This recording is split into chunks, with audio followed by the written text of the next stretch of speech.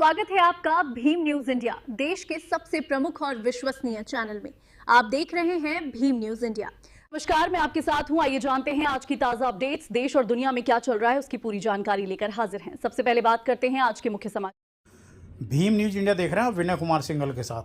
कोटा में महिला सुरक्षा संकल्प संवाद कार्यक्रम कोटा पुलिस के द्वारा किया गया, जिसमें पुलिस महानिदेशक राजस्थान के साथ मुख्य अतिथि के तौर पर श्रीमान ओम बिरला उपस्थित रहे। देखिए बिरला साहब ने क्या कुछ कहा। संकल्प संवाद के इस कार्यक्रम में आज हमारे बीच में हजारों महिलाएं इस संकल्प के साथ कि हम महिला सुरक्षा का संकल्प के साथ समाज में अच्छे संस्कार, अच्छे विचार और एक ऐसे समाज के निर्माण की ओर बढ़ेंगे जहां हमारी संस्कार और संस्कृति हो, जहां महिला सुरक्षित भी हो और महिलाएं हर क्षेत्र में नेतृत्व भी करें। आज भारत के अंदर महिलाएं हर क्षेत्र में नेतृत्व कर रही है। इस देश में आजादी की पहली लड़ाई भी 1857 के अंदर रानी झांसी ने लड़ाई लड़ी थी और आजादी की पहली लड़ाई के साथ देश की आजादी के लिए और आजादी के बाद देश के निर्माण के अंदर महिलाओं का सबसे बड़ा योगदान रहा है, क्योंकि हमारी संस्कृति, संस्कार, आध्यात्म में मां बहन जहां पूजा के रूप में भी मानी जाती है, जहां उनके विविध स्वरूपों की पूजा भी हम करते हैं। और इसीलिए आजादी के 80 साल बाद भी हमें अगर महिला सुरक्षा के संकल्प पर चर्चा करना पड़े तो ये हम सबके लिए चिंता का विषय है। और इसीलिए ये चिंता संपूर्ण समाज की है और इस समाज के अंदर हमें बदलाव की दिशा की ओर भी बढ़ना होगा और हमारे संस्कार और संस्कृति को एक सशक्त, मजबूत लेकर भी आगे बढ़ना पड़ेगा। आज मुझे खुशी है कि देश के हर क्षेत्र के अंदर आज महिलाएं नेतृत्व कर रही है। चाहे सीमा पे सुरक्षा का सवाल हो,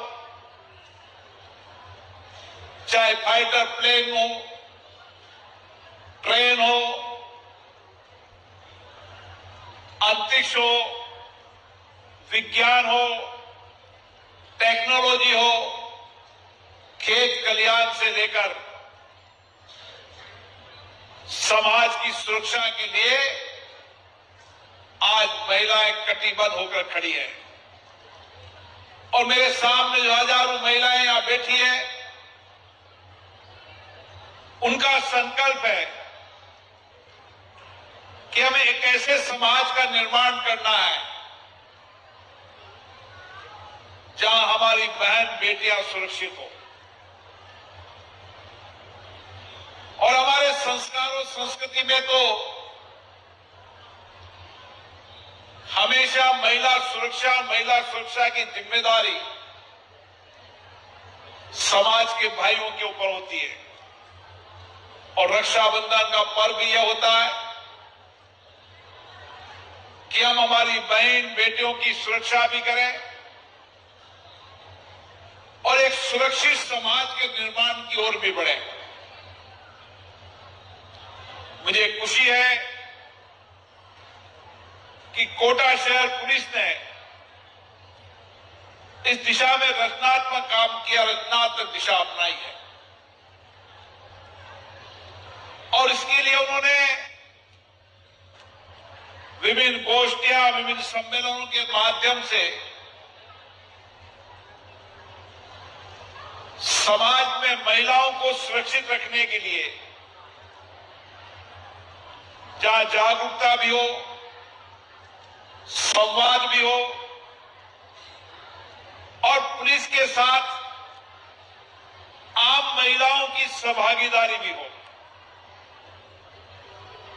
और आम महिलाओं की सहभागीदारी जब पुलिस के साथ होगी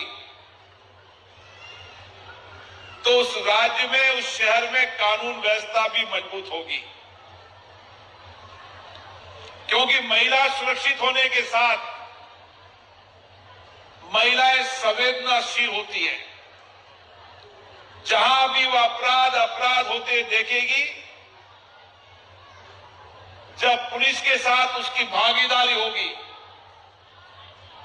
तो अपराधियों को पकड़ने का काम भी करेगी और अपराधियों पर रोक लगाने में भी पुलिस के संवाद के साथ कार्य योजना बनाएगी।